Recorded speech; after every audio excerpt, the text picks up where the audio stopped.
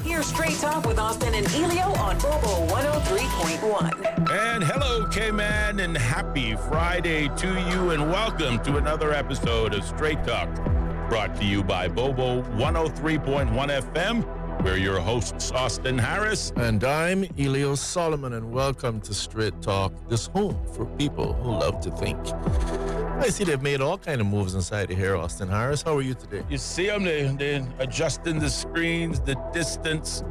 Yeah, I don't know. That I'm calling management. You know, As long as they remember whose house they're in, that's all I can tell you. If they knew whose house they were in, they'd stop moving things around. They do know, but they didn't do too bad. It's just a little, maybe an inch and a half off, but for the most part. I know because I can't even get my mic back in here. Oh. It's like it's in my throat.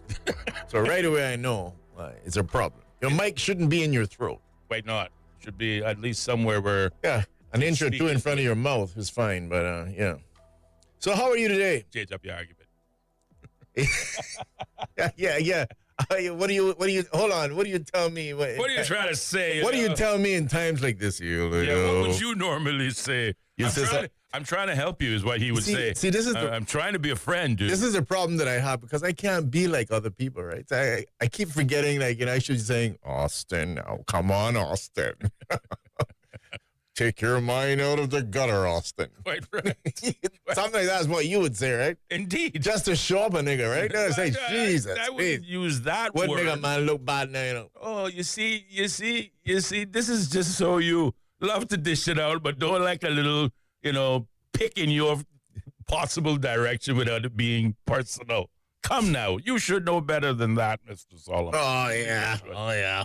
You really, really should. So how are you this Friday? I see we could not be more diametrically opposed in colors than if we tried, even though there's a little bit, if you look real close, the light aqua in the blue. What do you got, a bunny rabbit on your shirt? I got a psycho bunny, not to be confused with the bunny rabbit. Yeah, you got the crossbones or whatever there. Yeah, this is the psycho bunny, buddy. It's bunny. All the rage. I love these T-shirts, by the way.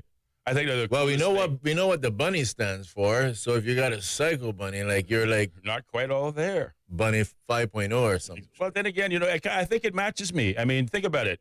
I sit for 2 hours in a 4x4 room that is padded, and I talk to myself. We talk to ourselves, to each other. Might not be all there. Not too far off. Yeah, not too far off. Exactly. Yeah. We're just one bad day from a bad day away from perhaps from a really bad day. From a really bad day. Mm-hmm. How was your Friday, buddy? As he enjoys his lovely hot chocolate. You're right. Sipping on my hot chocolate. The truth of the matter is I had a very relaxing day today. Oh, wonderful. Good for you. Yes, Mr. Harris. Not bad. Even those days happen on a Friday. I dropped a work or two off, and I just went home and crossed my legs and relaxed. You know what I'm saying? Ladies and gentlemen, this is the land baron, the robber baron. He owns, so many businesses. He just drops off people to work as he heads home for a long siesta, maybe an enjoyable breakfast, and then maybe that'll be it for the day. Who knows? Not quite as much millions as some people accuse me of having, man. You look like money, bud. I just look at you and say, money. Look at that. That's money right there. I said, not quite as much millions as some people accuse me of, Mr. Harris. Apparently, I have millions of dollars. My eyes are slanted, and I also speak Chinese. Well, if you had $1 million, I certainly would have known about it. You would have known about it, right? I would have. Long time. I would have known about it. Long time. Yeah.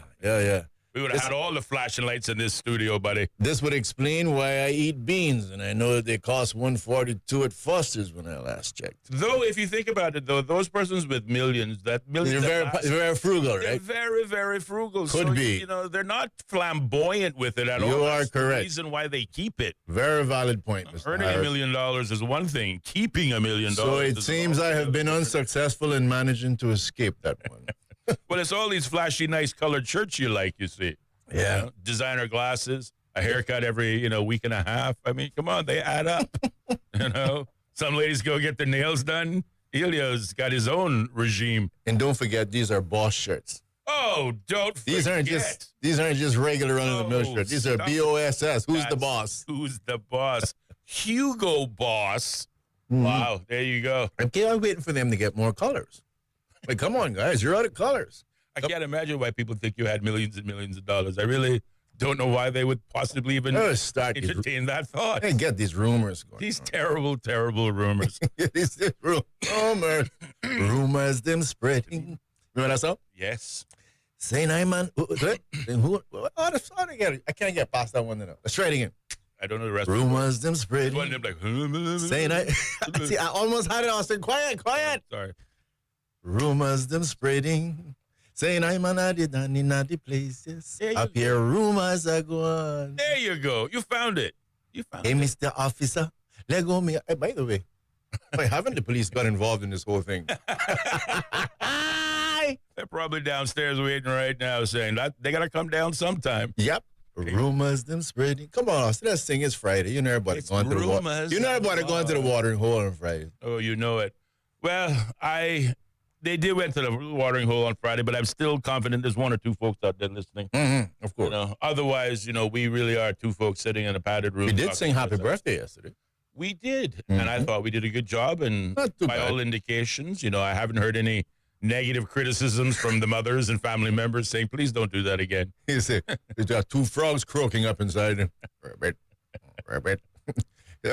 Only in the morning. Two frogs. Austin. Only in the morning. Two frogs croaking again up inside him. Rabbit. In the morning. I was surprised that you took the lead on it. Well, somebody had to start it off, But, whatever I start, you bring in the whole melody to it that really... I was impressed, Mr. Harris. I'm just a backup singer to your Frank Sinatra. Well, you can't be backup if you jump off first. Yeah, well, I know that, but backup is just that. Back up, after, the bus. Back. All of those retro words. Come on, Harris. Come on. You're just one of those guys that wants to start off the league, get all twisted. I don't know, and fragmented, and then hope that I come in and save the day. I'll take it from here. As that old saying goes, we could share, but I got to go first. You see, almost made me spit out my chocolate. That's my favorite line. We'll both handle this, but don't forget I'm the smallest. I'll go first. Sorry to say it. I love that line. At 40 minutes past the hour of 4 o'clock, as we head ever closer to the 5 o'clock hour in news time, welcome, K-Man, to, again, another typical Friday. It is a Friday, TGIF, and we certainly personify that. No, we are not enjoying our own favorite libation. Well, we might be, but I promise you it's non-alcoholic. Mm-hmm. But you'd swear otherwise. Sure, they have just hot chocolate in those coffee mugs. You'll never know. That's right. Let it be another rumor. A trick you learned during COVID and all those Zoom calls. They're in there consuming alcohol. That's right. I don't even drink alcohol. No, not at all. Welcome, K-Man, to another episode of Straight Talk. It is Friday, the 18th of July, and yes, we will get serious at some point in time in the conversation today. The phone lines are open, as they have been all week.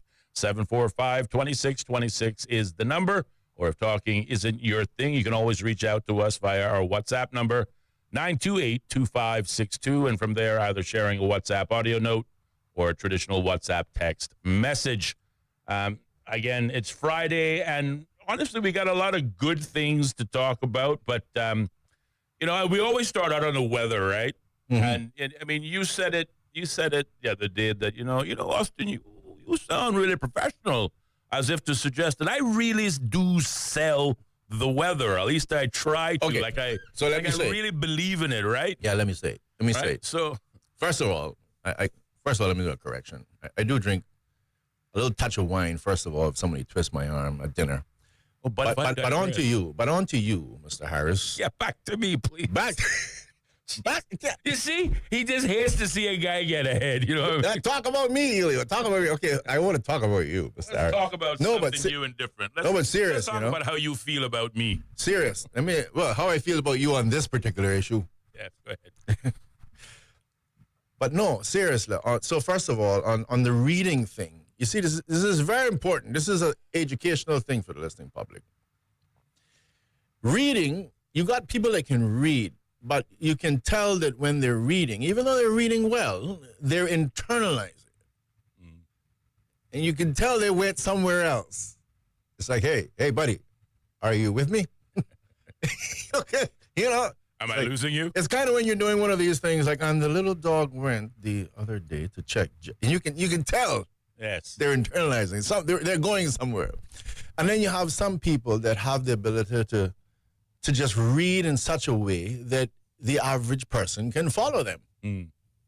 That's where you come in, Mr. Harris. You have that ability to read, and then other persons can follow it. It has all the right enunciations, pronunciations, the spaces and the pauses, and it's just perfect. And then the other thing is, talking about weather now in sports. First of all, I don't know where you get this sports thing, but I guess you probably are a sports guy. I can see you hanging out, Hey, give me another beer. The game's on. That's right. Like a lot of football left. Like I never watch sports. We're gonna be here all day. I never really watched sports. I never knew my father, so I never really watched sports. So therefore, it's always a challenge for me. But you're there talking about he's 74 power. He got a handicap of this and a birdie. I'm thinking handicap, just a little chip up over the ridge. I'm thinking you say handicap. I'm saying you're troubling me again, Austin, and my daughter. Or something? What's going on, handicap? And then the birdie is like they got a lot of birds in the field, like. So you have knowledge there, and it comes across, as if this guy really knows what he's talking about. It's not just reading it. I think he knows. And then on the weather, it's a bit of the same thing. It's like, what exactly is my colleague talking about? But you see, you really love the weather. Like I can't sustain that because I just find the weather boring. Like I don't really pay attention to the stuff, right? But you just really seem like you love the weather. And I know you like the cold fronts. Not getting on to that. No. Wet deck, cold fronts, and what was it? The slack. Not to digress yet again. Stay on point, Ellio. Stay on point. But either way, you come across very knowledgeable in the two areas, and I get a sense of genuine love for what you're doing. So I just want to say, keep it up. Well, thank you. It's always nice to receive your flowers while you're still upright, so I thank you for it. Well, as far as the weather is concerned, like I say, I pay attention to weather in particular during hurricane season. It's always keep that weather eye on the horizon because I don't like surprises. But you see, weather surprises. I will add, though, a lot of these things, and I was chatting with someone just the other day, and we were talking about, people growing up and what they become. And so I have a bit of an idea in theory. I'm pretty sure I'm not the only one, so don't think I'm robbing it. If I sync up with someone, it's not deliberate. But I believe that from the time we were very young, Mr. Harris, focus on me. Look at me in the eyes. I'm like my sister now. I'm driving. By the way, you know how I feel almost half the time. Here comes from the guy who walks out of the studio while I am in the middle of my dissertation. Absolutely. Just ups and goes. Just ups and goes. Just leaves. I don't know. So either way, the point I wanted to make, right, is that I think that if you look back at when you're a very young child, you probably get the inklings of an idea of what you really love doing and ultimately probably what your career should be. And I say that only to jump back to this, that something you see in your past kind of gave you a little plug and a little love for the weather. And it reminded me now as I'm speaking about it that you also told me that you got from your father, I think it was, what was the one? Red in the evening? Oh, yes. Red sky at night, sailor's delight. Red sky in the morning, sailors take warning. Okay, you got that from your dad, right? Yes. Okay, so you see what I'm saying? So I suspect I'm not the only one. Any sons of seafarers or naval men, no. I have a number of they do. naval sayings. They do, but don't dilute this, Austin. Okay. Take your compliments while you get them, because I'm going to trash you soon. So the just point, so you can keep it real. my dad's a seaman, but I never got that saying. So I'm just saying little simple things like that I'll be quiet. kind of plugged in you as a younger person. Yeah. A reason to watch the clouds and to pay attention to the weather. Okay. And these little things that seem very insignificant, it kind of grows up on you, like a seed. It kind of grows up on you over a period of time. And here you are, many moons later, speaking with love and passion for the weather. And I'll bet you it was planted many moons ago. Continue on, Mr. Harris. I yield. Well, thank you, Mr. Solomon. I mean, in terms of the good news segment, it really doesn't get much better than that in the good news category. So I really appreciate it.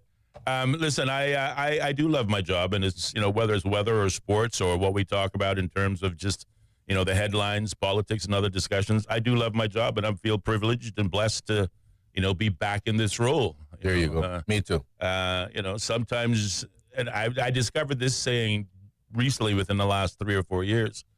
Sometimes you meet your destiny on the road you take to avoid it. Mm-hmm. There was a time, that after I got out of radio, I didn't want to be back in radio. Part of me considered it a retrograde step backwards. Mm-hmm. And I tried not to live my life in the rear view. What's done is done, right? Move forward. But again, sometimes they say life is what happens to you when you're busy making other plans, really. So I feel lucky and privileged to be back in this media role. But if there's, anyone to thank for my speaking or reading abilities, I've been in media for over 20 years. There you go. So it has something to do with it. A lot of experience. Somebody taught me somewhere down the line, and I guess it just stuck. So thank you very much.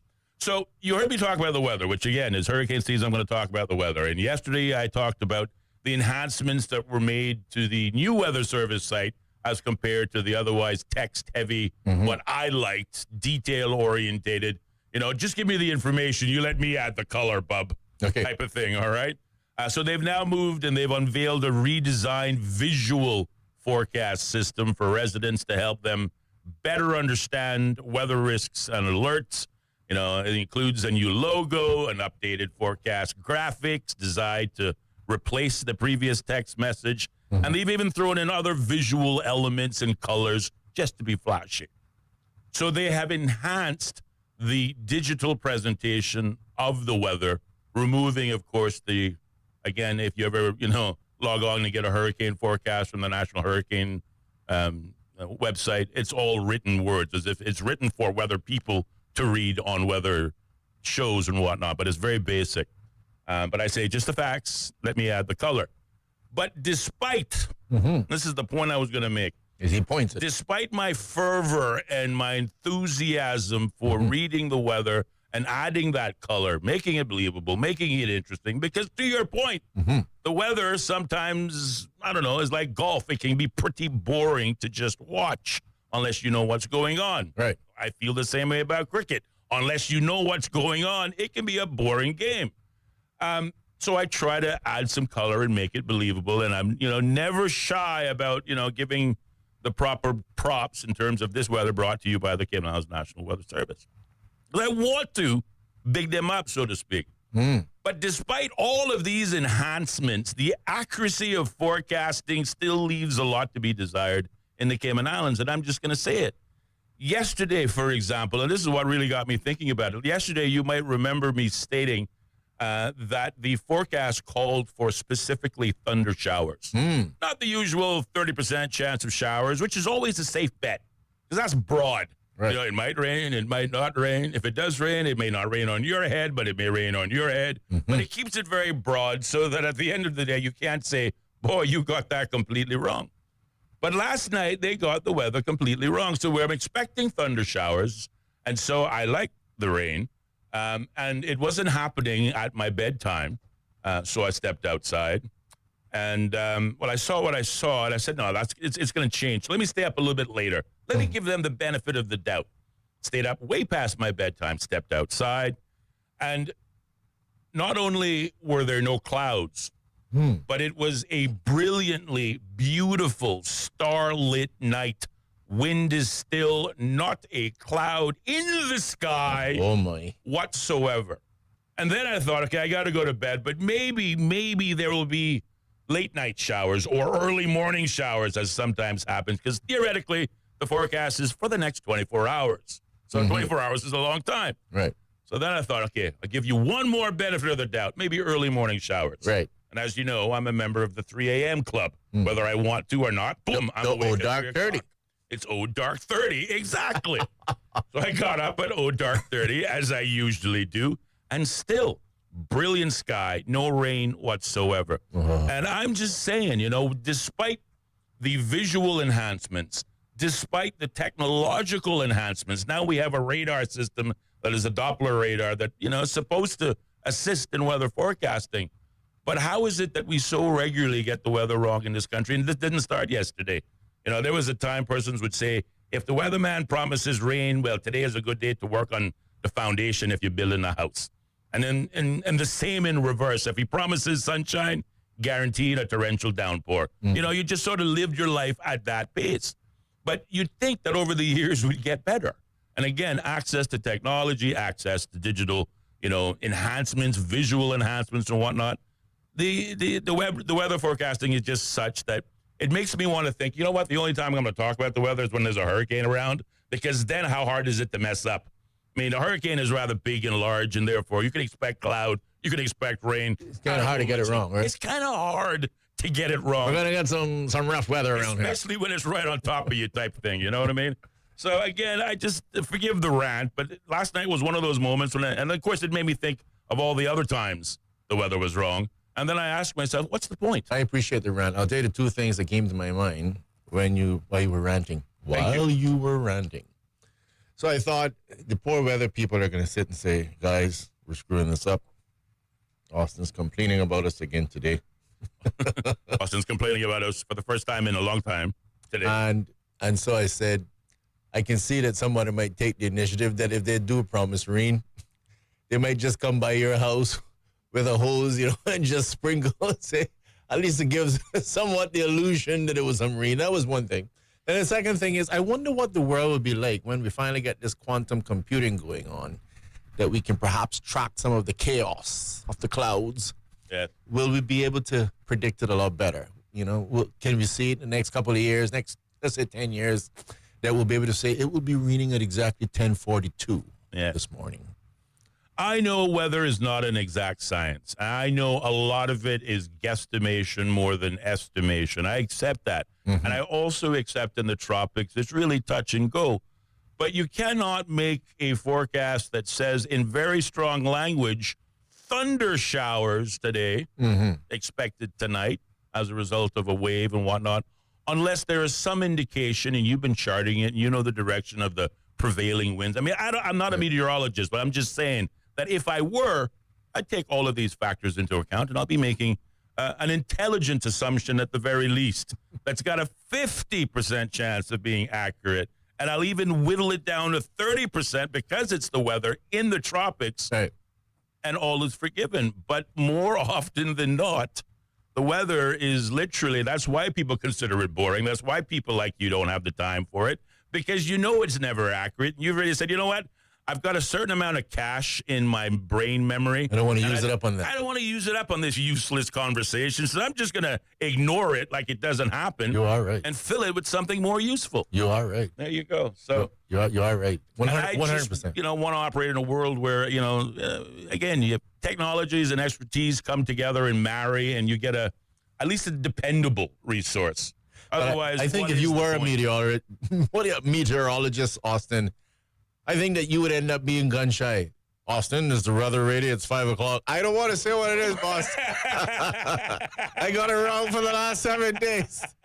No, I quit. I need to find something else to do in my life, It's just not fulfilling, and I can't handle all the death threats. The poor fella's suffering from anxiety. I'm afraid to publish the Exactly. Oh, my God. Indeed. And maybe I'm, too much of a perfectionist. Certainly at work, I really am that. I'm certainly a workaholic in many cases. But I don't know. I just think that if this is your craft, and again, I say it all the time. My son is studying mechanical engineering. He didn't get it from me because whilst I know what a hammer looks like, don't ask me how to, what it's used for. But to your point, I don't need the labor pains. Just give me the baby. Yeah, right. That type of thing, that whole type of approach. So I don't trample on other people's skills and, abilities. As a matter of fact, I applaud them. I support them. I celebrate them. But if this is your craft, then, get it right. I mean, it's really not too much to ask, is it? I mean, I'll just... You don't take your car to a mechanic on a 50-50 chance he's going to fix what's wrong with it, right? I'll just side with them and say, they're working with the instruments they have. Come on, let's just give them a little break. Cut them a little slack. It's Friday. It's Friday. It's Friday. Hey, I'll give you a joke on that, right? And that's the reason I'm saying it, by the way, on a Friday when most people by this time are already, settling into their second happy hour drink, or at least, thinking about ordering their first and have no time for the radio.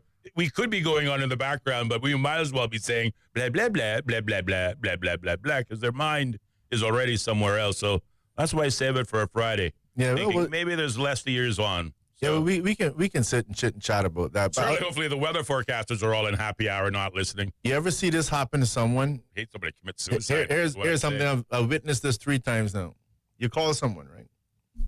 And you'll say something like, you got a measuring tape? No. Okay, what about a ruler or something? Yeah, I got a ruler.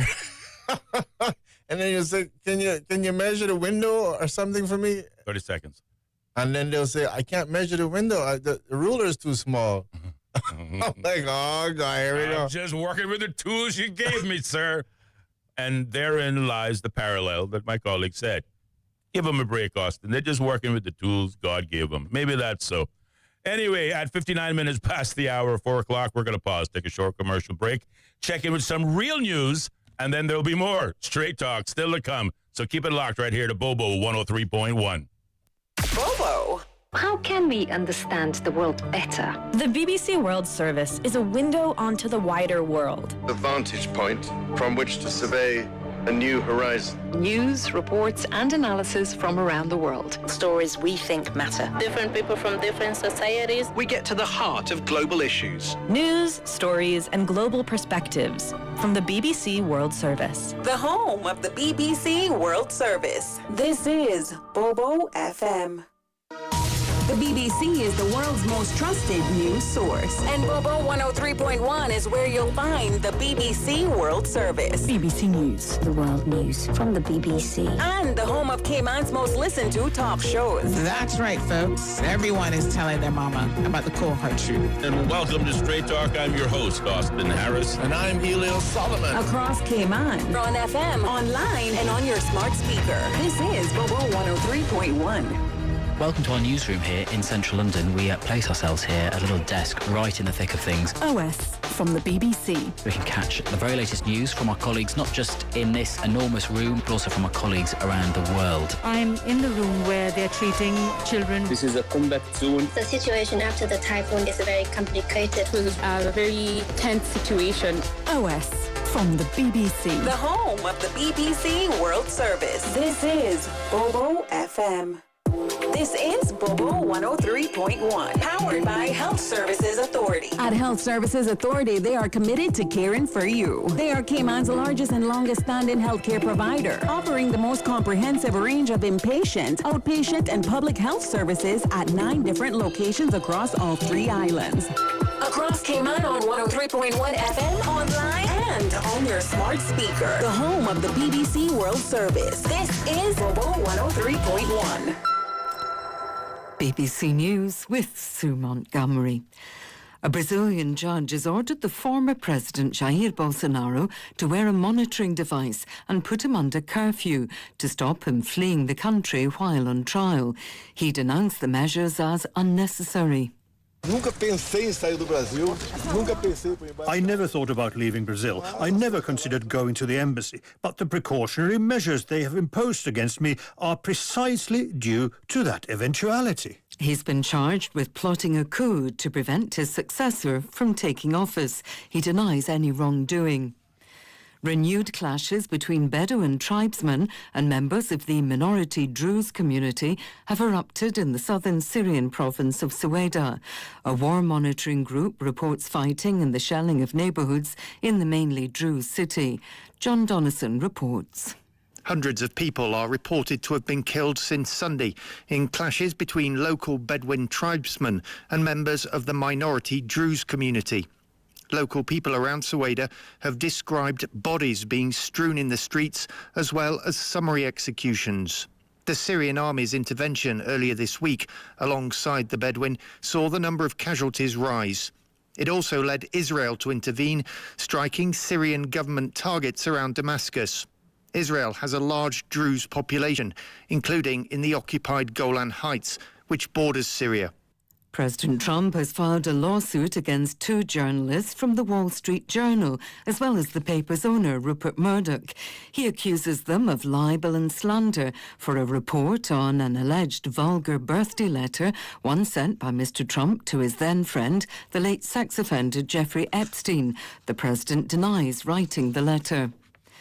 A group of more than 250 Venezuelan men accused by the U.S. of gang crimes and deported to El Salvador have been sent home to Venezuela. In exchange, 10 Americans held in Venezuela have been released. The Venezuelan men had been detained in the Secot maximum security prison in El Salvador after being deported from the U.S. in March. But they and their families insisted they'd never been involved in criminal gangs in any of the 3 countries. Here's Will Grant. I think we need to look at what each side gets out of this. From the Donald Trump and the Trump administration's perspective, it underlines this sense of being so hard on undocumented immigration that you could end up in a place like Secot if you come in. From the position of Nicolas Maduro, the socialist president of Venezuela, his government will have those Venezuelans back on Venezuelan soil. That is obviously an image that they've been chasing since they turned up in El Salvador. And from the Salvadorian president, Nayib Bukele, he shows his alliance to Donald Trump. BBC News. Doctors in southern Gaza say that medical facilities are receiving an unprecedented number of starving Palestinians. The director of the Kuwaiti Field Hospital in Khan Yunis said patients were arriving with severe emaciation and acute malnutrition. Gaza's civil defense agency said 9 aid seekers were killed by Israeli gunfire while trying to get food near Rafah on Friday. The British government has placed sanctions on a number of Russian military intelligence units and named individuals it accuses of hybrid operations to destabilise Europe and elsewhere. It's Britain's biggest such move for 7 years, since the retaliations that followed a failed plot to kill the Russian double agent Sergei Skripal in the English city of Salisbury with the nerve agent Novichok. A leading Kenyan human rights activist and a Ugandan award-winning journalist are suing 3 East African countries in a landmark case following allegations of abuse and torture. Here's David Bamford. Boniface Mwangi and Agatha Ataher have jointly filed a case at the East African Court of Justice against the governments of Tanzania, Kenya and Uganda. They allege they were abducted, tortured and sexually assaulted in Dar es Salaam in May while attending the trial of a Tanzanian opposition leader, Tundu Lissu. They accuse Tanzania of orchestrating the abuses and Kenya and Uganda of failing to protect them. Their disappearance for several days sparked international concern. Following their ordeal, the 2 were dumped by their abductors on the Tanzanian border. The British conductor Roger Norrington has died aged 91. He was a leading advocate of musical authenticity, using period instruments for 18th and 19th century music, and conducting many pieces at the faster speeds the composers had intended. BBC News.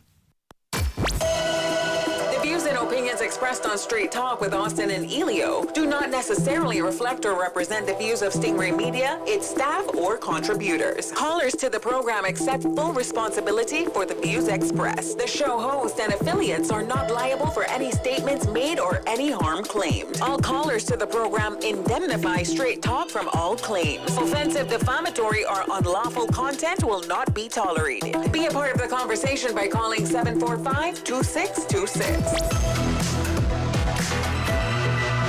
Now, here's Straight Talk with Austin and Ellio on Bobo 103.1. And welcome back, K-Man, to more Straight Talk here on Bobo 103.1 FM and simulcasting live over YouTube and Facebook under the key search word Straight Talk Radio Show. We are also streaming live via the ACT Cruise Tourism page there on Facebook as well. Good evening and welcome back. We're your host, Ellio Solomon, myself, Austin Harris. 7 minutes past the hour of 5 o'clock is the time in studios, and the phone lines are open.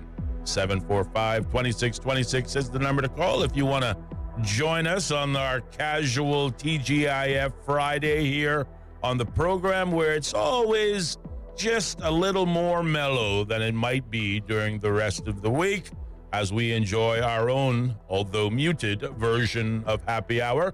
For those of you who are tuned in, we'd Love to hear from you.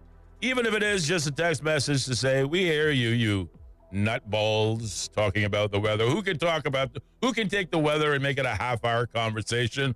Only Austin and Ellio can do that, boy. That's skill. Skill, boy. That's skill. We got a caller on the line, though. Let's see what's on their mind. Good evening, caller. You're on the air. Yes, good evening. Good evening. Oops, you dropped off. Let's hope you were in a blackout zone. I swear I didn't touch the button. Please call again. Please do call again. Hopefully your battery didn't die. I'll tell you what, that's poor planning. It's like, dang, I knew I forgot something I was supposed to do today. Now I know what that one bar means. Now I get it. I couldn't figure out what that beeping noise was. Anyone got a quarter? Hey, you remember that, the old days? Yeah. When you had to, make a call, you had a beeper. And this was before the cell phones. The beeper was a precursor to the cell phone. And but then you had to find a phone to, return the call. And usually they were payphones all over town. That's right. And as long as you had a couple of quarters in your pocket, one would do it, because 1 quarter would last a long time. You got to be on the phone a really long time for a quarter to say, please deposit more money. Hey, think about the days that we had good excuses, right? Honey, I wanted to call back, couldn't find a phone. Honey, how could I? I wasn't at home. I wasn't home, so I couldn't get back to you. I couldn't answer the phone. You know what I mean? It was much easier to hide. Let's try again. Good evening, caller. You're on the air. Hi, good evening. How are you? We are very well. And how are you? I'm doing great. Who is this speaking? Is this Ellio or Ellio? This is Ellio now. And this is Harris now, or Austin. Okay. Yeah, I just want to make a little quick comment. My name is Jeff Rutty. Okay. Hello, Mr. Rutty. Yeah, I went for your dinner with lunch some long time ago. But anyway, I was just listening on your radio. I try to do that pretty much every day. Thank you. But Thank you. They were talking. Yeah, you all have a great show. But just listening about the weather, red sun, red skies in the night, sailors delight. Red skies in the morning, sailors take warning. Yes, sir. But I don't know if you all know what that really means. It means the difference between good weather and bad weather. It does. Yes, sir. Red skies in the morning, this goes back to the old sailing days, right? Yes, sir. Which is not motor ships, sailing ships. Red skies in the morning, sailors take warning. That means it was not going to be any wind for the sails. Red skies at night, sailors delight. That means there's going to be wind to push the ships along. Okay. I don't know if you knew that or not. I didn't know that. I did. Probably not. I knew it. That's why I repeat it, because I learned that from my father, who was one of those old-time sailors. Yep. Okay. But a lot of people don't know it. So I want to just call and mention that so other people might know it. Thank you. We do appreciate it. Absolutely. This is Ellio, and I appreciate it because I didn't really know that. And even when my colleague mentioned it, I just kind of thought bad weather versus good weather. Yeah, I did explain it to my colleague, but I'm glad you called and explained it again to him. Most people think that way. Yeah. The last time you and I went out for lunch was me and you and Mike Adam years ago when you all were in government. Okay. Well, nice to hear from you again. Thanks for listening. All right, sir. You all have a great show. Take care. Thank you very much, Mr. Reddy. God bless you. And yeah, absolutely right. That is the meaning between red sky at night and red sky in the morning. And when I did say it the first time, in my defense, I did explain what it was. It's anything's possible, Austin. But I'm glad somebody, again, you see, this is the point I was making to you yesterday. When I say it, Either's like, well, how do we know that's true? Can we prove it? And then he goes on his phone and he Googles it. And then when somebody else tells him exactly the same thing I told him, then he's like, yep, it must be true. It must be true. I think that's a Caymanian trait. I mean, I think it really is a Caymanian trait. You believe everybody else's, but when your own says, so you're like, hang on now, how you know that's true? I believe you. But to be honest with you, I mean, a lot of times things, like you said earlier on about the cache in my head, the memory. Yes. I don't know what it is, but there are things that I just don't keep track of it. I really just don't. Where you have me. Yeah. You didn't believe me on the whole Saharan dust plume. We had to prove that. And I think there are certain topics. It's like I remember my older brother kind of, beating on me, figuratively, because I didn't remember, what is it, stewed chicken? Is it fried? I don't know. just food. No, I'm just being serious. There's just certain things that just doesn't interest me. And like boil, broil, baked, so whatever. Give me the chicken you gave me last night. This from a man who's used to being served his food as opposed to the old-fashioned man who will make it for you with his own hands, make it extra special. But for that, you need to know the ingredients, young man. All I'm saying is I am very, very particular and specific with some things, and a lot of things, actually. Mm-hmm. But there's just, and I'm suspecting maybe I'm not the only one, where there's just some of those things that I just, on my own, didn't have a great interest in. And it just kind of goes in one ear and out the other one. Absolutely. Well, we are very grateful to Mr. Ruddy. Obviously, from the sound of his voice, he too perhaps maybe of that generation that once plied the seas as a trade. And, we honor our early seafarers for their contribution to this country. Absolutely. That can never be forgotten or, held in anything but absolute high regard. They represented Cayman's first economy, and they were nothing but knee-high to a grasshopper when many of them first went out there. But that salt water turned them into men for sure, and made the world recognize that we ranked amongst the best sailors in the world. And that is quite an accomplishment. Or best seaman, just to capture it all. Yes, best seaman in the world, and that's saying a lot. But I want to give him accolades as well. I mean, for calling the program, because he did in that moment just what we're all about, right? Educating, enlightening, and elevating, sharing our knowledge and stuff, and we do it together, all of us, both you and I here in the studio as well as the callers. So I really want to, again, take my hat off to him for that. Absolutely. And for proving me right, yes, and let me stress that validating. We're not going to name who, but some people in the world need that extra validation. You know what I mean? But yeah, you're right. We don't know any of these people, but we just know they're out there. But we hear about them. We hear about them all the time, but it's we haven't met them. Thank you for covering. We've never met them. Never. We've never crossed paths. Thank you, Mr. Harris. Dubious persons who have such a distrust with everything. You're such a kind gentleman. We've never met anyone like that. So, weather aside, again, who could manage to talk about weather now for 45 minutes? On to a real topic now. Only Austin and Ellio with the help of Mr. Ruddy. So we appreciate it, my brother, very much. And again, we're grateful that you tune into the program and you enjoy it. So this is why we're here. So there was a really heartwarming story in today's Cayman Compass that I was really anxious to share. The minute I read it, I just felt, I felt good about living here. I felt good about some of the decisions we've made as a country, as a jurisdiction. And yes, it made me think of you, Mr. Solomon, and particularly your administration, because it was under your administration, I think it was 2013 or maybe before that. Or was it? I was between 2009 and 2013. Yes, exactly. Well, it was in that window that the Health City Cayman Islands first broke ground in this country. Arguably, it was under that administration that they even, was approved, demonstrated interest and was approved to be in the Cayman Islands. There were many skeptics at the time, and arguably there still is today.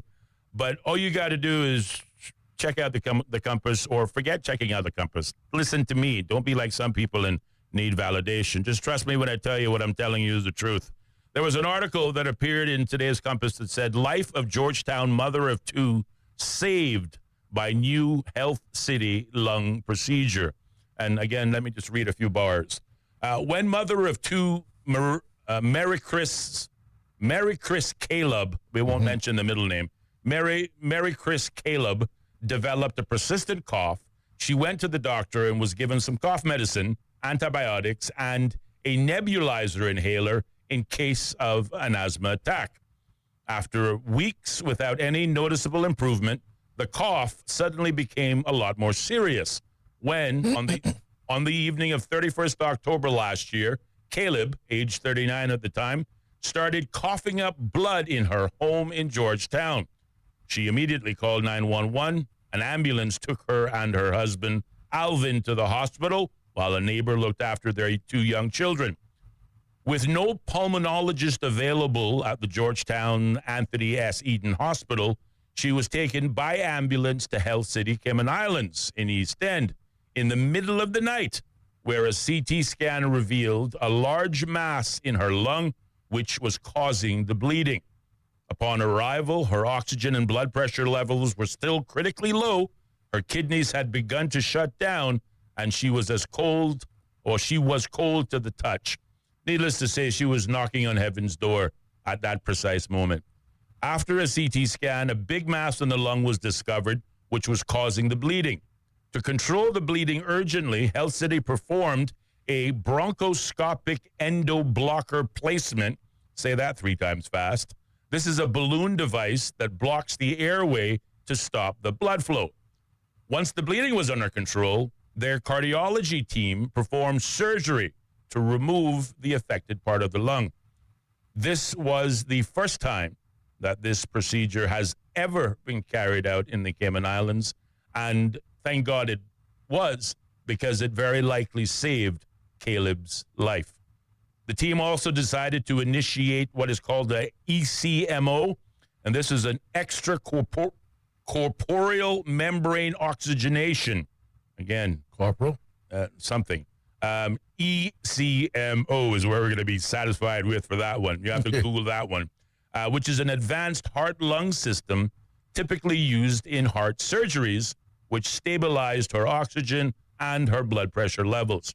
The operation and the subsequent procedures were a success, and over the next few days, Caleb's lungs began to clear, and she was taken off first from the ventilator support and then from the ECMO. 11 days after admission, Caleb returned home and has since made a full and complete recovery. Health City's director and senior cardiothoracic surgeon, Dr. Benoit, who led the surgical team operating on Caleb, said, her case highlights the importance of rapid intervention, multidisciplinary care, and advanced medical technology. Without the expertise and the ECMO available at Health City, her survival would have been highly unlikely. So this is one of those precise golden moments where we can be grateful that we have an institution like the Health City Cayman Islands in the Cayman Islands, operating in the Cayman Islands, pardon the pun, doing business in the Cayman Islands. It was thought of by a previous government administration, arguably after listening to all of the calls, the fears that, there was a time in this country where if you had a serious medical condition, you didn't go to the hospital, you went to Miami or you went overseas. Correct. Those who could afford it. And there's a lot of people who couldn't afford it, and they stayed, and regrettably the outcome wasn't the greatest. This is not, a punch at the AHSA. It's just showing how medical care in this country has evolved over the last 2 or 3 decades. And Health City is absolutely part of that evolution. They have brought first world technologies to this country. They have enabled us to not have to fly off in the event of a serious medical issue. We can stay close at home. And of course, the benefits of that are, obviously glaring. Your support system alone in your family in the event of a emergency medical procedure is hugely important. In this case, it's a mother of two young kids. Husband and wife couldn't be in the hospital, and the kids, in another jurisdiction. So again, we have every reason to be grateful for Health City. You add to that the expertise that comes in the form of their doctors.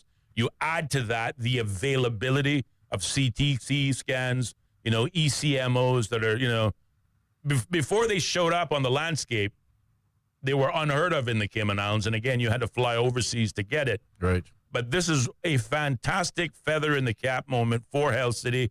All of the doctors, the surgical team, the entire organization. And this story is just one in a long line of many similar stories that Health City certainly has, or can add to its long list of patient testimonials. But this is one of these, really heartwarming moments that I felt that we had to share and, more importantly, had to highlight. And to Health City, bravo and congratulations. We're damn lucky to have you in the Cayman Islands. Yeah, well, I think you've said it all there. I echo all of that, and can only mention that, we did approve it during our administration between 2009 and 2013. And as usual, when it comes to the politics, there was your opposition to it. But I think many persons, if not just about everyone in the country, have come to see that it serves a wonderful purpose. Yeah. And it has done a lot of wonderful things, and it continues to do that. Actually, My dad actually had to go there just about a year ago as well. Thought we were going to lose him as well. And thank God. And I think Dr. Benoit was involved with that as well. But thank God again for Health City, for the doctors, and for the equipment. Yeah. We have a lot to be proud about here in Cayman, so let's be proud. Indeed. And certainly from an economy standpoint, Health City continues to fulfill, their mandates, which is, of course, to engage in medical tourism. It's not just residents of the Cayman Islands that have the ability to take advantage of their expertise. Health City is very quickly, over the course of their operation here in the Cayman Islands, been the go-to hospital in the region. Yep. We've had, patients from Turks and Caicos, Barbados, Trinidad. They've all come here, and including a few Americans who, contrary to some popular opinion, usually the opinion of an American doctor, is that,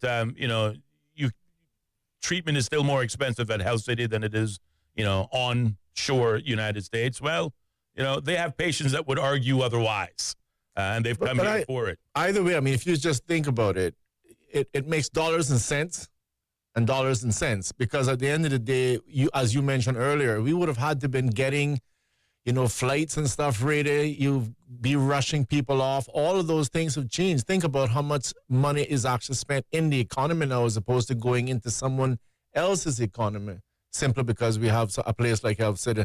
Then in addition to that, it's a situation of, most important, the lives that are saved, because I don't necessarily, or someone doesn't have to necessarily make a 1 hour plus trip. So I think there's a lot of benefits, much, I would like to say, way outweighs any negatives that exist. So again, kudos to Health City.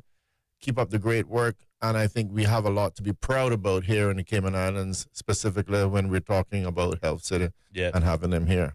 Absolutely. Absolutely. Well, again, thank you, Compass, for writing that article. Certainly thank you to Health City for providing those services. And I just want to send a shout out to Miss Mary Chris Caleb, her husband, and their whole family. Obviously, the family's delighted to have Mom back. It was, again, one of those moments where it could have gone either way. Your mom right there, too? Huh? Are you saying your mom right there? No, I was saying, Miss Caleb and her husband, they're the mother of 2 young children. And they, for the kids, they still have their mom. Still have mom. And I think that is also very important. So, well done, Yeah. And thank you, Health City, for this tremendous service that you continue to provide. Lots of good news today, Mr. Harris. I know, right? I never knew, my father. But yes, congrats, Dr. Benoit, to your team and to the Health City as organization for the work they do here at home, as well as, of course, in the region. 25 minutes past the hour of 5 o'clock. And, I forgot that there was at least one more. You got to forgive me for this. Another one? There's one more weather-related conversation. Just want to throw it in there. Oh, no. I want to get it all out of the way, get it out of my system, so to speak. Like I said, maybe Monday I'll stop doing the weather and just wait for a hurricane to show up. But residents of low-lying areas and oceanfront properties now have access to a storm surge map that shows the potential risk to property in the Cayman Islands in the event of a storm. I can only imagine what this new system will do in terms of real estate prices as well. But they have the National Oceanic and Atmospheric Administration, or NOAA, and their hazard services to thank for this through technology, which has recently been created that models storm surge inundation, turns them into maps, and for use specifically in the Cayman Islands. Now, I think this is important because we also recognize the work, if you recall, from, I think it's Saildrome, that's doing an underwater mapping of the waters around the Cayman Islands and its surrounding 12 miles and its economic zone, if you will. Obviously, that's going to pay off huge dividends, particularly, again, for sailors, seamen, fishermen, who obviously chart the shoreline and the bottom curvature, looking for seamounts and the like, which, of course, they can plug into, much like you can plug into your GPS, turn left here on your car or on your phone. You combine these two systems, and more accurate information, a better picture in terms of what the storm surge risk is and what is storm surge, but really wave action that actually hits the shore, how far into the shore it'll go, the effects this mapping system will have in terms of helping to identify areas where perhaps there may be significant threat of beach erosion or erosion in general, as well as the risks that they pose to property owners, whether you own a property next to the shoreline or you're thinking about buying a property next to the shoreline. Now you don't have to put your finger in the air and point it towards the breeze and go, well, I think you got a 50-50 chance of surviving a hurricane, when, maybe it might be 30% according to this mapping. The technological advances promises to significantly enhance the Cayman Islands' resilience to tropical storms and hurricanes by providing more precise, timely alerts, officials said in the release. Building on the collaboration and existing collaboration between NOAA, the National Hurricane Center, and Caribbean countries, including the Cayman Islands, this beta version of the International Storm Surge Scenario Viewer provides high-resolution inundation maps and wave analysis. So, you know me, I like being guided by empirical evidence, and this is another tool in the ongoing weather toolbox. Maybe I'm going to end as I started. Maybe this will help them with, more accurate forecasting. But, we can hope in one hand and wish in the next and see which one fills up first. Fingers Keep crossed. it locked. There'll be more Straight Talk still to come on Bobo FM.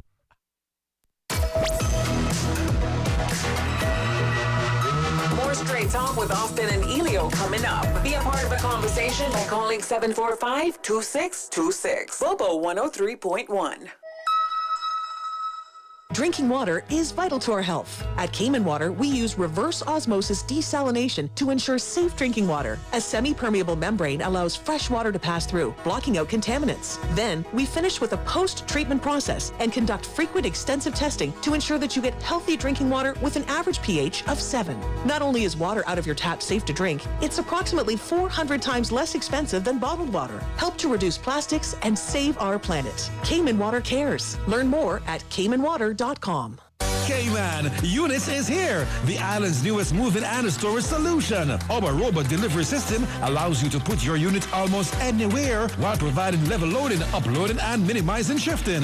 What's even better, no time constraints. Pack at your own pace for moving or store as long as you need. Short-term or long-term, at the home or on the job site. Units, fast, safe, and secure. Check us out at units.ky and be sure to follow us on Facebook and Instagram. When it comes to cooking for my family, I turn to Kirk Market for all our nutritional needs. Whether whipping up a quick stir fry with lean CAB choice beef or preparing a healthy weekend dinner with fresh local snapper, Kirk Market always has exactly what I need. At Kirk Market, I find premium proteins that keep my family healthy, energetic, and always coming back for seconds. Visit Kirk Market today. Bring home the quality and freshness your family deserves. Kirk Market. Eat well, live well, and experience a world of choice. We all work hard to one day buy the house of our dreams. Why wouldn't you protect it? With Saxon, you now have the option to get a home insurance quote online. Avoid the waiting in lines and the traffic. Simply log on to saxon.ky and click to get a quote to get started. At Saxon, we pride ourselves on providing our customers with excellent customer service and convenience. So what are you waiting for? Visit saxon.ky today from the comfort of your home or office to get your quote and protect the things you love. Saxon. Smart Insurance. Shirts, pants, or linens. When you want them clean, just drop them off at Island Cleaners. Island Cleaners is a full-service dry cleaner, meaning you name it, they clean it. Professional shirt service, fluff and fold laundry, and more. Even drape and area rug cleaning and alterations, from quick hem jobs to resizing dresses. Island Cleaners, your one stop for everything clean. Artco Drive off Shedden Road. Ask about VIP and prepaid discounts. Looking for TVs, electronics, sound systems, speakers, gaming consoles, games, and smart home gadgets? Shop Cost You Less. Looking for housewares, small appliances, fans, mini fridges, and cooling? Shop Cost You Less. Looking for baby supplies, toys and games, pet supplies, cleaning supplies, and auto supplies? Shop Cost You Less. Looking for quality produce, grass-fed meats, and groceries? You guessed it. Shop Cost You Less. Cost You Less is your destination for everything you need on island. Cost You Less. Everyday low prices on items that matter to you. Across Cayman on FM, online, and on your smart speaker. speaker. This is Bobo 103.1, powered by Health Services Authority, committed to caring for you. The views and opinions expressed on Straight Talk with Austin and Ellio do not necessarily reflect or represent the views of Stingray Media, its staff, or contributors. Callers to the program accept full responsibility for the views expressed. The show host and affiliates are not liable for any statements made or any harm claimed. All callers to the program indemnify Straight Talk from all claims. Offensive, defamatory, or unlawful content will not be tolerated. Be a part of the conversation by calling 745-2626. Now, here's Straight Talk with Austin and Ellio on Bobo 103.1. And welcome back, K-Man, to more Straight Talk here on Bobo 103.1 FM and simulcasting live on YouTube and Facebook. We are your hosts, Ellio Solomon, myself, Austin Harris, and welcome back to the show. The phone lines are open. 745-2626 is the number. Or if talking is in your thing, you can always reach out to us by dialing our WhatsApp line, 928-2562. And from there, you can either share a WhatsApp audio note or a traditional WhatsApp text message. Great big shout out again to Hell City, who were singing your praises today.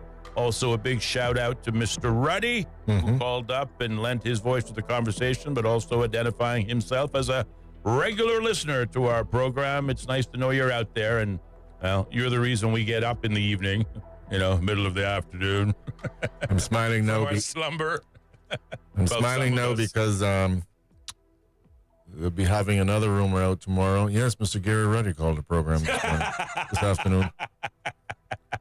And everyone would say, well, really? He broke protocol. He broke protocol. What did he talk about? Oh, he sounded like they were old friends is what he talked like. Yeah. Yep. Even shared info about the weather. He certainly did. If he talked about the weather, they might as well be family. Yeah. You understand? That's one of the biggest British icebreakers, right? Oh, how's the weather, old chap? How's the weather? Well, it's the same as it was yesterday. Rainy and crappy and absolutely terrible. So I see in the compass today, Mr. Harris, moving along nicely. If I might just cut a brother off. If I might just, how can I say it, sail on past that particular topic using some good weather talk. So this whole issue about this fishing, we didn't cover that, except I know you got the comment the other day in relation to people or the government proposing that foreign nationals will have to have a fishing license for a certain category, which is catch and release, but will not be able to take any marine life out of the ocean. So let's get that clear. That's where I'm understanding it. Yep. Foreign nationals, again, persons who do not have Caymanian papers, as in status, will not be able to take any marine life, the wilks, conch, lobster, all the things that you're doing anyway. Can't borrow a starfish for a day. Nothing coming out of the water unless you're Caymanian, and that they will be most likely allowing a license for catch and release, which again, that's a sports thing. Maybe that's so that they can participate in one of these, fishing tournaments that they have, right? Fishing sporting tournaments, yes.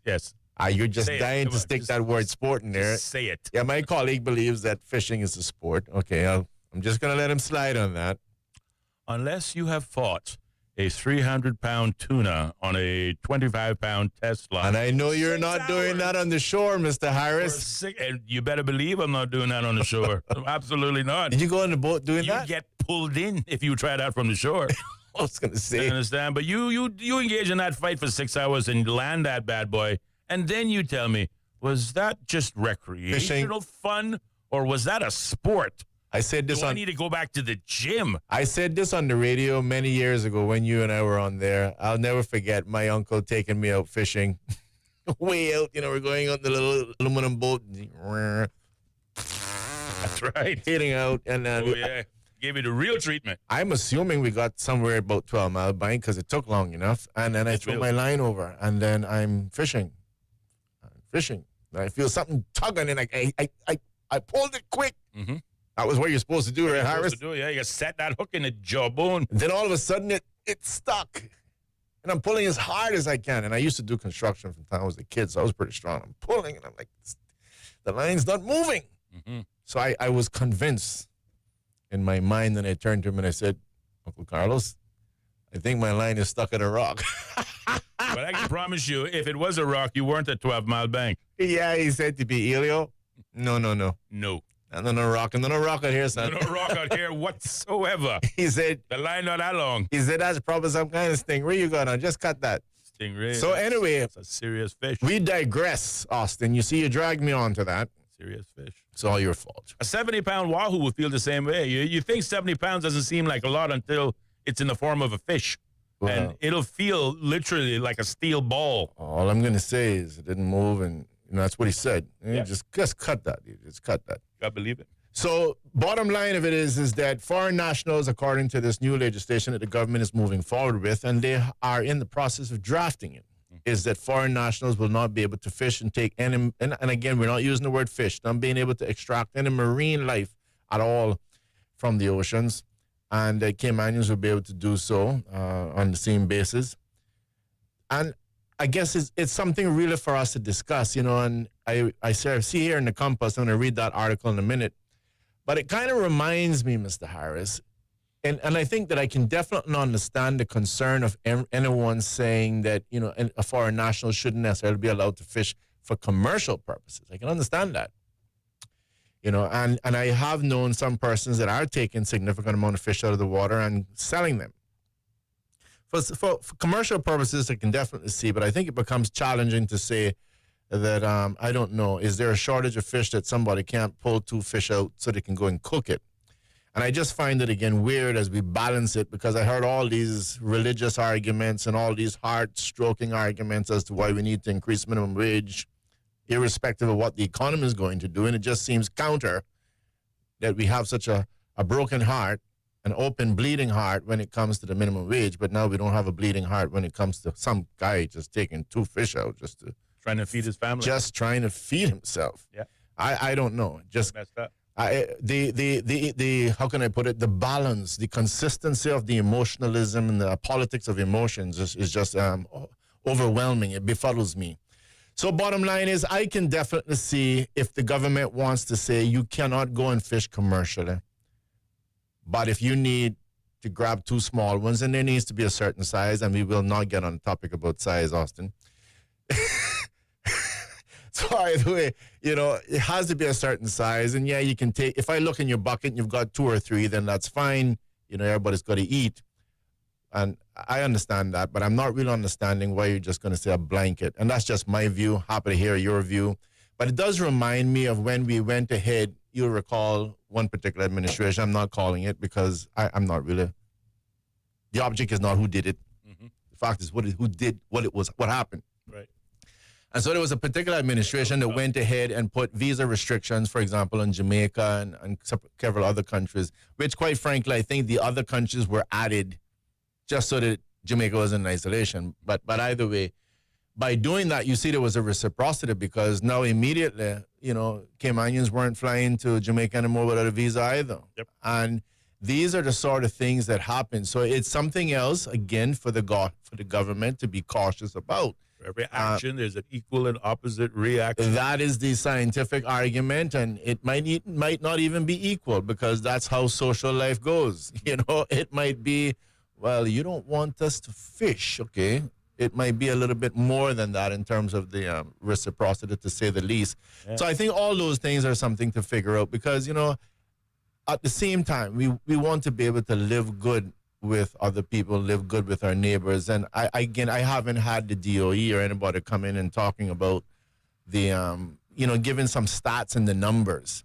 You see, that's the thing that amazes me, too. It just causes my mind to digress really quickly, if I might, Mr. Austin, please, on this issue of the cruise. I remember as we were debating this issue, you couldn't open your mouth about cruise unless somebody says, where's your facts and figures? You got any numbers for that? You remember that? Mm-hmm. You had to show stats. You had to show many numbers. And can you show how much money you're getting from that? Are we really? All of these questions. Like, it wasn't glaringly obvious that Caymanians were benefiting from cruise. But yet that's who warped your mind. No, these cruise deniers asking for proof. No, how dare they? It's again the question. I don't have a problem asking for the proof. It's the inconsistencies that bothers me. Yeah. Because here we are. We don't care what the economy is going to do about minimum wage. I don't have to present numbers. Screw that. Who needs that? And then it's the same thing with the fishing. If you ask these ministers right now, if you ask DOE right now, how many people are fishing? They can't tell you. They can't tell you. They can't tell you how much fish they're pulling out either, but we're making all kind of decisions.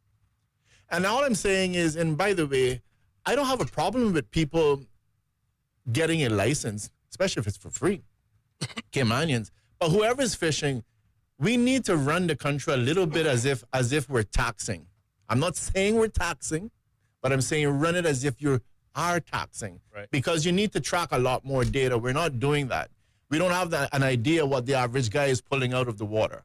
And so I'm simply saying, for consistency purposes, if nothing else, can we please be consistent? Why is it that you're demanding X, Y, and Z data? And I'm telling you, these same politicians would come on this radio if they dared, but they don't come here because they wouldn't want to be challenged. They'll go somewhere else where they're not going to be challenged. So we have to challenge them ourselves. We have a chair right here. There's a minister sitting in it. If you ask them right now and say, how many fishermen do we have? I don't know. How much fish are they pulling out of the waters? I don't know, but we're making decisions on it. And if you had the same persons in this studio and asked them, why are we not going forward with cruise? They have no idea. And they would be making all kind of demands on the numbers. And the only number they would have in their support would be a referendum. So I'm just simply saying, I have no problem with the results. For all those who wants to complain, trust me, I don't lose any sleep on it. I don't. I made my argument on behalf of Caymanians, and we're going to sit and watch the results and see what happens.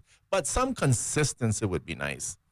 And I think with a lot of the legislation and stuff that we're putting in place, whether it's minimum wage, whether it's our no wake issue, whether it's the legalization of marijuana, and whether there's the legalization of lottery, at the end of the day, where are the numbers? Let's just look at lottery, for example. I can ask the average guy who voted in favor of lottery, how much is it that the government's expected to make? He doesn't know.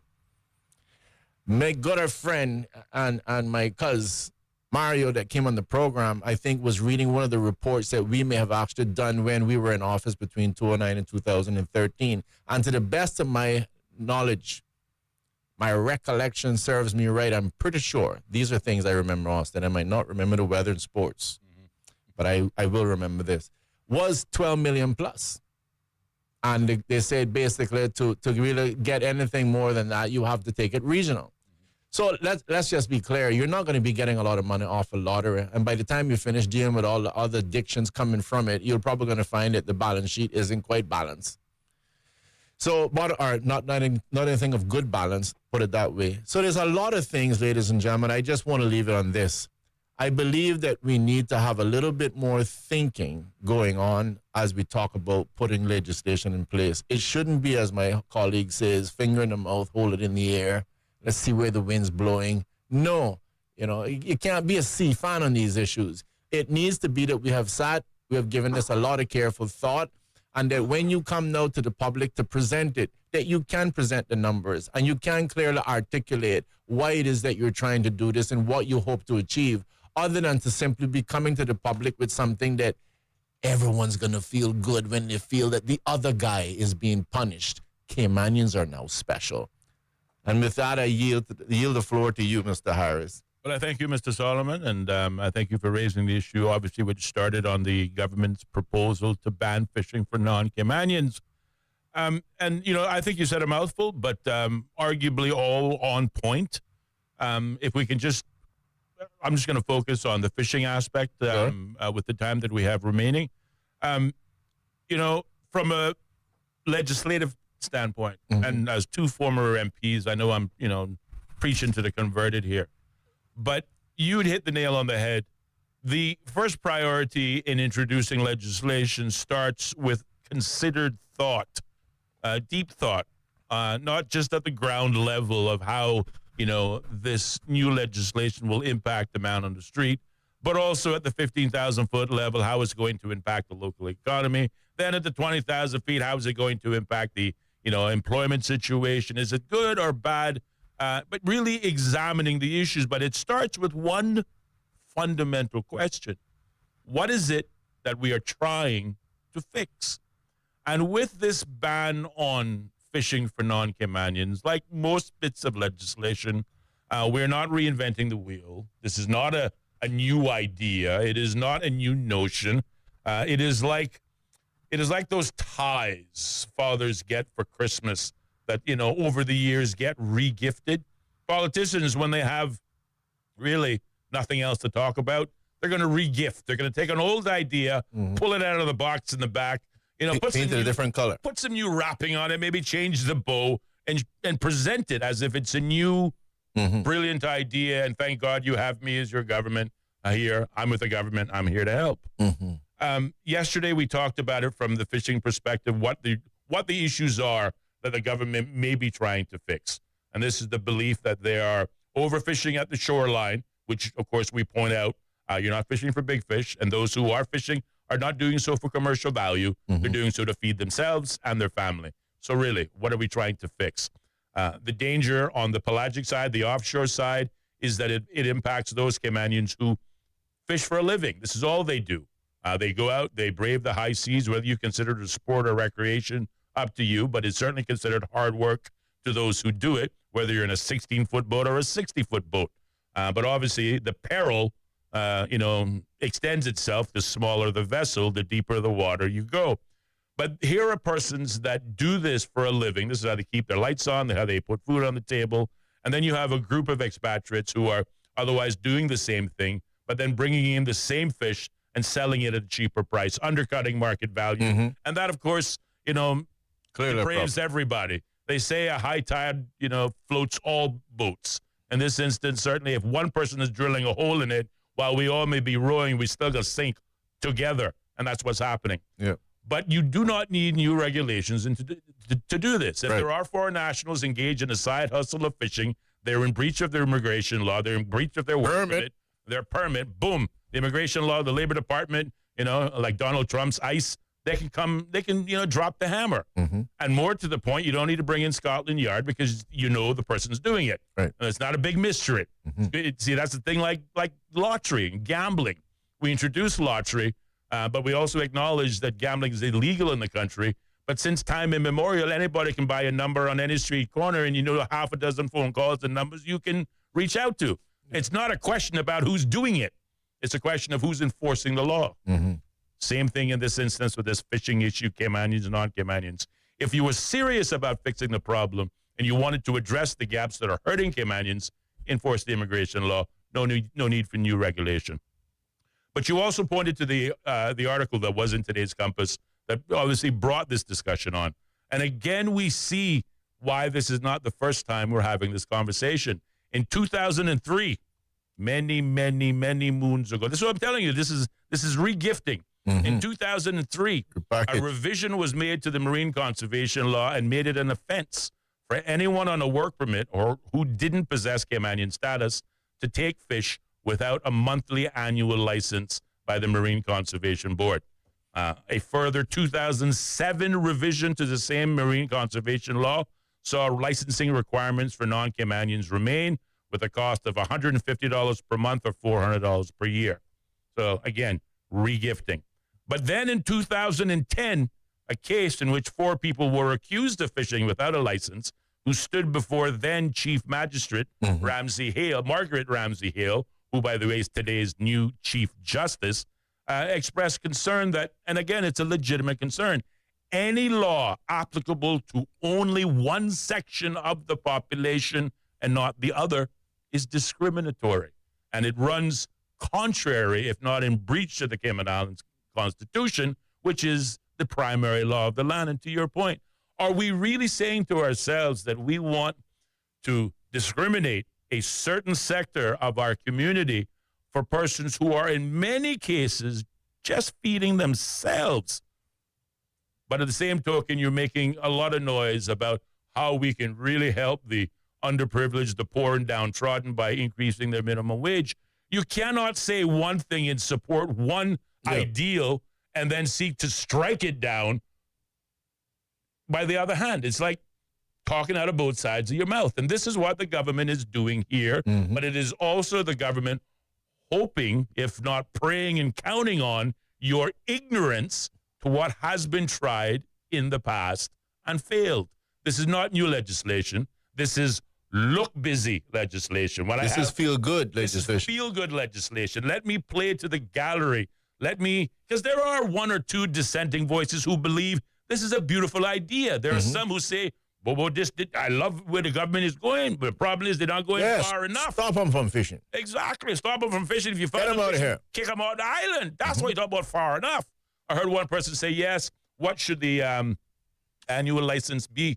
It says, well, enough to put 4 Caymanians through university and a scholarship. Make it expensive. They can afford it, make it expensive. Again, people fishing off the shoreline to feed their family, probably earning below minimum wage, should be charged $4,000, $5,000, $6,000, a year to hold this privilege. It's ridiculous and it's unnecessary. And if it is something that is a concern, there are mechanisms already in place that can provide redress. We don't need to do regulation. We don't need to carry a long conversation. We don't try to pretend like we are doing anything productive. Solve it quicker, Clark. Exactly. So you can solve it quick. If you're serious about addressing the problems, we know who the culprits are. Yeah. We don't have to have one long, protracted Mr. Foreign National, come here. How much fish you got there? What, 200 fish? Just go to West Bay. You can go to Morgan's Harbor Dock, where most of the people who earn a living off fishing congregate.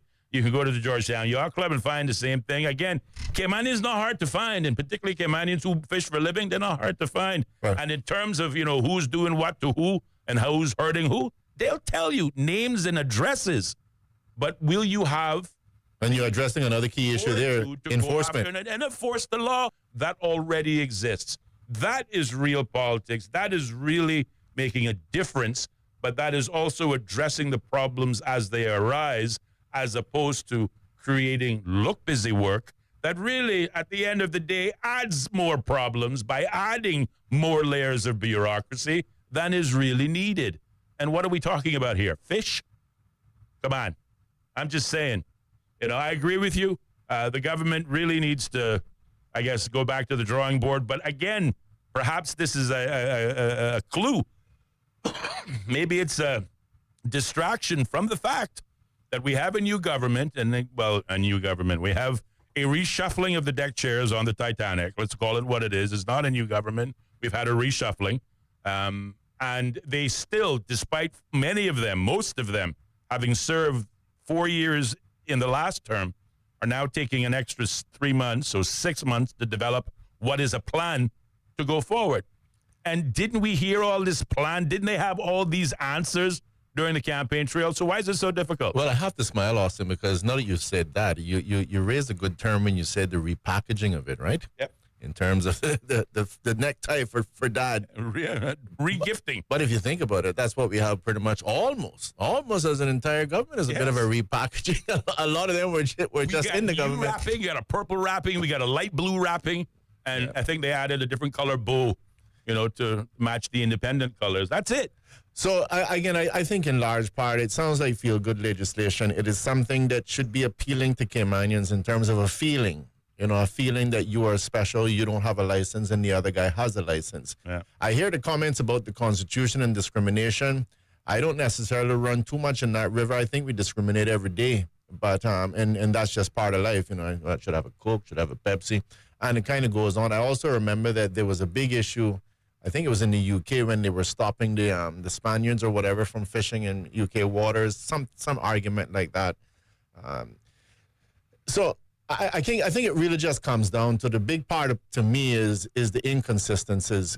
We have as a minimum wage. I have made arguments about that. I'm not going to prolong it today, but we have clear evidence that minimum wage, in my humble opinion, arguably does not work. It works for a period of time, then you're going to inflate the prices. The real solution is lowering the cost of living.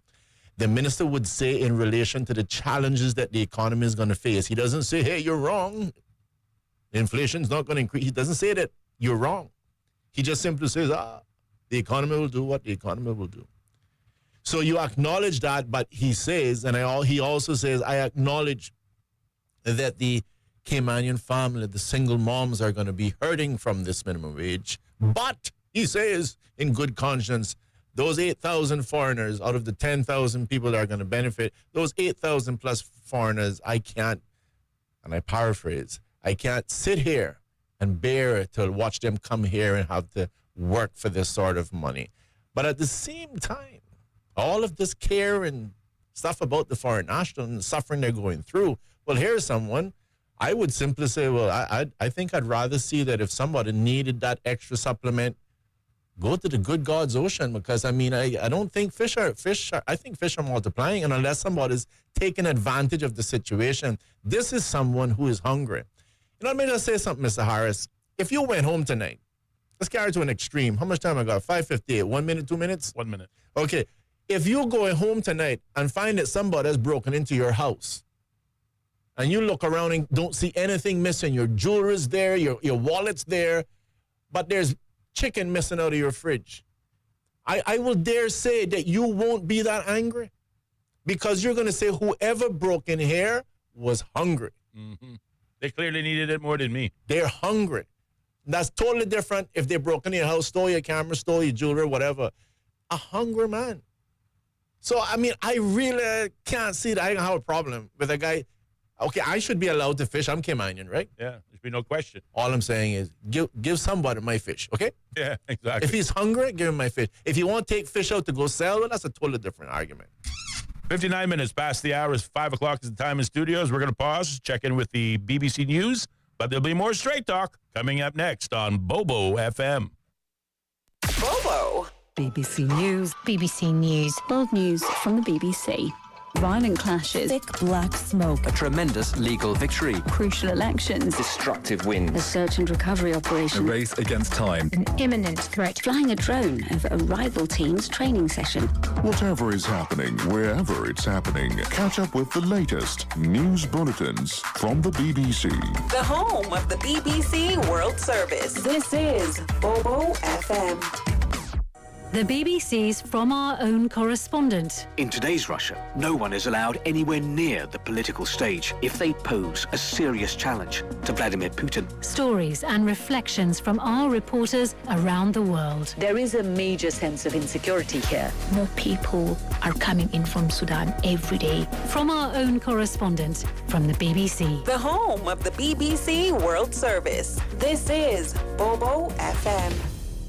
How can we understand the world better? The BBC World Service is a window onto the wider world. The vantage point from which to survey a new horizon. News, reports, and analysis from around the world. Stories we think matter. Different people from different societies. We get to the heart of global issues. News, stories, and global perspectives from the BBC World Service. The home of the BBC World Service. This is Bobo FM. This is Bobo 103.1, powered by Health Services Authority. At Health Services Authority, they are committed to caring for you. They are Cayman's largest and longest standing healthcare provider, offering the most comprehensive range of inpatient, outpatient, and public health services at 9 different locations across all 3 islands. Across Cayman on 103.1 FM, online, and on your smart speaker. The home of the BBC World Service. This is Bobo 103.1. BBC News with Sue Montgomery. President Trump has filed a lawsuit against 2 journalists from the Wall Street Journal, as well as the paper's owner, Rupert Murdoch, and its publisher and parent company. He accuses them of libel and slander for a report on an alleged vulgar birthday letter once sent by Mr. Trump to his then-friend, the late sex offender, Jeffrey Epstein. The president denies writing the letter, calling it false. Sarah Smith is at the White House. This will not be the end of it for Donald Trump. It was, remember him and his top allies who convinced their MAGA supporters that there was an Epstein client list, that he had been using it to blackmail powerful individuals and that it was being covered up. And now those same people are refusing to believe that the administration found no evidence of this conspiracy once they got into office. It is a very rare example of Donald Trump's loyal supporters not believing what he tells them to think. A Brazilian judge has ordered the former president, Jair Bolsonaro, to wear a monitoring device and put him under curfew to stop him fleeing the country while on trial. Police have raided Mr. Bolsonaro's home and party headquarters. The BBC's Leandro Prazeres is in Brasilia. The main reason behind the court decision was that Mr. Bolsonaro has allegedly engaged in an international campaign to persuade the U.S. government to put pressure on Brazil's Supreme Court. The goal would be to put a halt on the trial that Mr. Bolsonaro is facing here in Brazil, a case that could potentially send him to jail for more than 4 decades, actually. Renewed clashes between Bedouin tribesmen and members of the minority Druze community have erupted in the southern Syrian province of Sueda. A war monitoring group reports fighting and the shelling of neighbourhoods in the mainly Druze city. Almost 600 people have been killed since sectarian violence erupted on Sunday.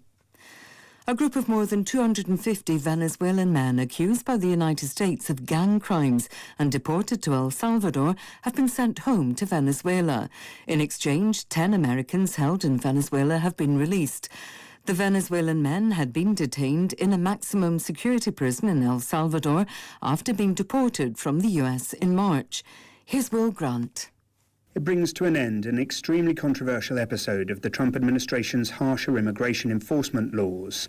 The men had never been convicted of any crimes in El Salvador itself, and their lawyer argued that the Salvadoran president, Nayib Bukele, was in violation of international law by taking them into the Central American nation's notorious prison.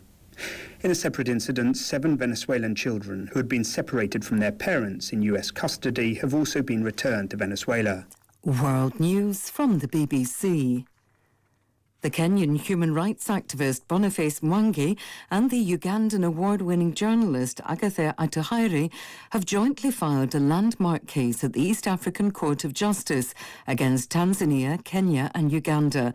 They allege they were abducted, tortured and sexually assaulted in Dar es Salaam in May while attending the trial of a Tanzanian opposition leader. They accused Tanzania of orchestrating the abuses and Kenya and Uganda of failing to protect them. The British government has placed sanctions on a number of Russian military intelligence units and named 21 individuals it accuses of hybrid operations to destabilise Europe and elsewhere. It's Britain's biggest such move for 7 years since the retaliations that followed a failed plot to kill a Russian double agent in England with the nerve agent Novichok. At least 3 police officers have been killed in an explosion at a law enforcement training facility in Los Angeles.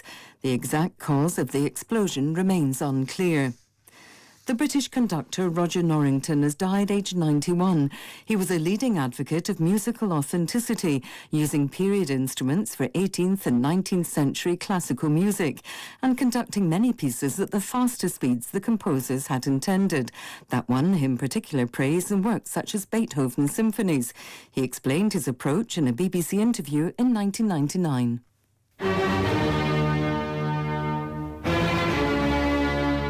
I want them to enjoy it. Most music is fun or enjoyable. I mean, there is some of which is deeply serious and tragic, which is quite unsuitable for, as it were, fun. But most music was written to entertain people. And until fairly recently, it had to entertain people or the composer would simply die of starvation. There were no arts councils until very recently. BBC News.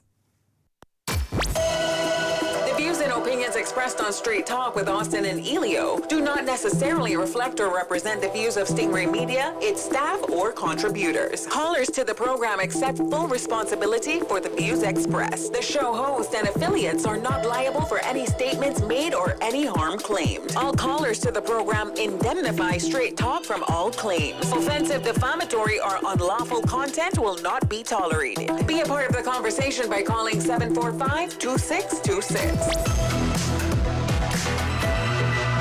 Now, here's Straight Talk with Austin and Ellio on Bobo 103.1. And welcome back, K-Man, to more Straight Talk here on Bobo 103.1 FM and simulcast live over YouTube and Facebook with the key search words Straight Talk Radio Show. We're your hosts, Ellio Solomon, myself, Austin Harris. The phone lines are open at 745-2626, with the time in studios now being 7 minutes past the hour of 6 o'clock as we move into our final segment of the evening. And whether it is the weather, whether it is the lack of the weather being accurate, or whether it be fishing bans, if there's a topic that you want to touch on, we'd love to hear from you. We got a caller on the line. Let's go to it now. Good evening, caller. You're on the air. Good evening, Austin. How are you doing? I'm well, sir. And how are you? Not bad, not bad. Good evening, Ellio, as well. Good evening. Yeah. This wouldn't by any chance be the lion now, would it? That's who it is. That's who I thought it was. You can't hide. You blew my cover, bro. I did, but Anyway. yeah, I did, or you just talked and everybody said, I know who that is. How are you, my brother? Happy Friday. Good. Same to you, brother. Same to you both. And a wider came on. So I would just listen a little bit about the new fishing law that they want to pass. Yep. Is that what you always thinking about? Yep. Right. Yeah. You got a view on it then? I got a view on it for sure. Okay. We want to hear it. Well, I don't think that transient workers, work permit holders per se, should be able to fish in our waters and take up our marine life. And here is why. In the days of yesteryear, the Caymanian generations lived from the ocean. And we had a lot of marine life that could support the way of life for us back then, right? Could sustain us. Now, that population has more than tripled from the days of yesteryear till now. So, if every transient worker, or the vast majority of them, took up a line, a Hawaiian sleigh, a spear gun, or some sort of trapping or killing device to go into our marine environment and take what they want as they want, we'll be highly depleted in no time whatsoever. I don't think we owe any transient worker anything more than what they're already getting, an opportunity to live and work in the Cayman Islands. That is amazing. That is awesome. And the monies that they make from that should trickle down back into the Cayman economy, at least some of it, in terms of buying food and other necessities of for everyday life.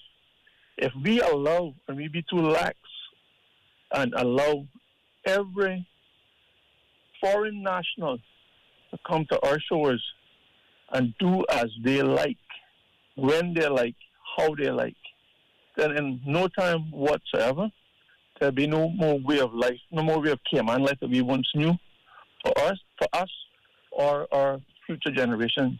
So I totally agree that they should not be able to do that.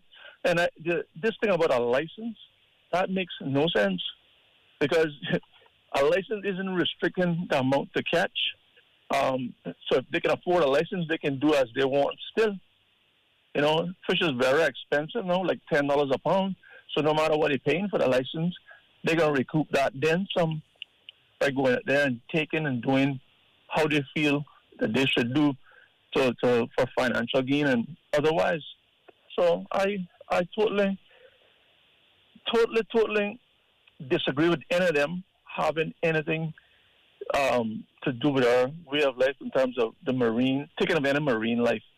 I think that they should, count their blessings and privileges that they're living in a beautiful place of the Cayman Islands and working here and making way more money than they ever did in their homeland. Because if it wasn't so, then they wouldn't be here. They would be back home. Now I understand people have to make a living and all that. I don't know, because we once left our shores to make a living and send back money here too. That's a norm. Everybody's going for greater economic opportunities. But when you infringe on the way of life of the country on which you go into, and totally, we Caymanians have been disrespected so much in our country. Our people are just too easy, just too sheepish, just too afraid to stand up and stand out. So I don't see where we should be rolling out or entitling transient workers to come and partake in the taking of our marine environment of taking fish, lobster, conch, anything marine. I don't agree with it. I got a question for you, and I appreciate that you might not have the answer, but at least it'll be just getting another opinion, a feeling for it. Mm-hmm. How many? I think we have a few people that are fishing. What would be your guess in terms of foreign nationals? How many foreign nationals do you think are fishing in our waters on a regular basis? I can't give you a number, but I'll give you an example. Way too many.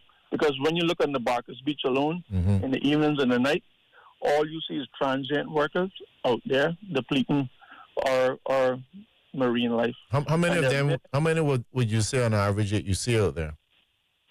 Sometimes you have to put 15 people, 10, 15 people at times. And do you ever see Caymanians doing the same? And in the same amount of numbers? Not in the same exact amount of numbers, but I've seen Caymanians fishing as well. But we're home, aren't we? What do you say? We're home? We're home. We're in Cayman. You and I in Austin. Yeah. The rest. Yeah. We're just trying to find out how many people we can. I mean, we're trying to make a guess on it because I think that it's a question that I ask. I don't know how many persons that I actually see fishing. I see people sometimes, let's say, at Sports Dock. I've seen a couple of people up in Red Bay by some lake. I just don't know what those numbers look like. But if I had to just pull a number off the top of my head, I'm guessing that you probably don't have more than 200 people that on a regular basis are going fishing. Let me ask you a kind of simple example, but one with a lot of impact and meaning. A cornfield can be started from one grain of corn. So one transient worker fishing is one too much. One transient worker taking a marine life is one too much. Wow. Because what that does, that transcends. They don't have any respect for the way we live. I've been watching them, right? I know Caymanians and other nationalities do it too, but I've been watching them, right? They'll come to a place that's used for recreation, and they'll drink their booze, have their food, and then leave all the trash, like, right there. Yes. As legs to walk away. You see, you hear this, the saying say, a monkey knows the jungle, or you relate to what you're relative to. So you look at all those third world countries that we are being manning our labor force with. That's the norm for them. They don't see anything wrong with that, you know. So what do you think they could do? What you do at home in terms of where you come from, you're going to do abroad.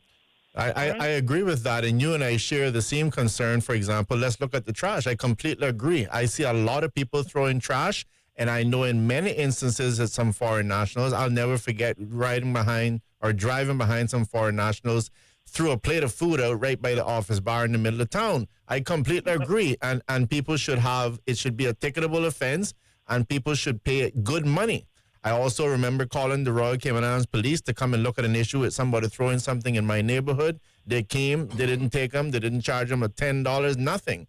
These are the sort of things that I'm concerned about, it because here is blatant. There's no excuse for anyone throwing trash, right? You touched on a very great thing. You know, making legislation, creating laws, and making legislation is all fine and well. But if you can't police it, then it's useless. So we need also how the policing of it on parallel to the legislation you're making. Because, I mean, if you can't govern and police it, then what's the sense? You know, it's like me. I raise guard dogs, right? So, thank God in my neighborhood, or at least in my yard, I should say, when all the crackheads and all other people come around breaking people's cars, I can leave mine open because they don't mess with my yard because of my guard dogs. But imagine having guard dogs without teeth that can't bite you, can't do anything, just make a lot of noise. Yeah. That's legislation without effect when you don't have anybody. Well, yeah, we have a lot of that lack of enforcement, dog without teeth, as you say. But you see, all I'm saying is on the fishing side is that, and the reason I harp on it is because I definitely understand where you're coming from in terms of doing things to help protect this country. But it almost seems to me that as a country, as a politicians, whatever, it's like we don't have the priorities down pat. Because if I was hearing, for example, that here's a piece of legislation, you come here, get a Caymanian girl pregnant, and then you run back home to your country, well, we'll come and search you and find you and lock you up. I wouldn't have a problem with that. If you're telling me about the issue about somebody throwing a piece of trash, I'll charge you $2,000 if it's necessary. I don't have a problem with that. But all I'm saying is when it comes on the fishing, I'm looking and going, I'm totally against, I don't see any reason why a foreign national has to come here and engage in commercial fishing. My colleague has covered the same point. That definitely can be enforced even just on the permit issue. But are we really in the position? And this is where, again, I mentioned about the minimum wage. On one hand, I hear Caymanians arguing on behalf of 8,000 people being able to get a 50% pay rise, despite the fact that they're making 10 times their salary here in Cayman, probably. But at the same time, we're saying that 200 persons couldn't pull one fish out of the water to feed themselves. I don't know. It sounds kind of weird. What you addressed early on made sense. We need to address the cost of living. CUC, water company, all those things. You imagine, just for example, right? Mm-hmm. Your water meter is like $19 a month, I think it is. I'll have to recheck that figure. I mean, is that made out of platinum? You be hooked up to water for 20, 30 years. Have you paid for your water meter by then? Yeah. You know, the recouping of light poles that were destroyed in Ivan. Yep. You not still 4% surcharge, and they don't pay you to have it in your land, by the way. Yeah. Yeah.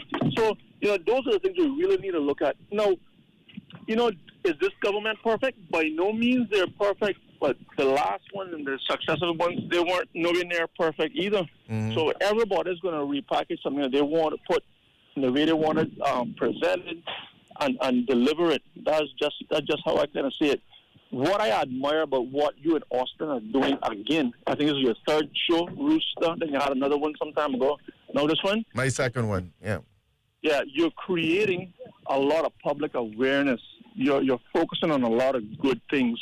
Here's something that I would like to see, and I would like to be a part of a discussion of, like, for example, food security, and then marine life even falls in that, but food security isn't ensuring a shipping route. Food security is ensuring the sustainability of producing food here locally. That's just a brief example. Mm-hmm. So the things that we need to look at are very vital to our existence is what we should have in the forefront of our mind. And yes, I heard you said something to the fact that, basically, good afternoon.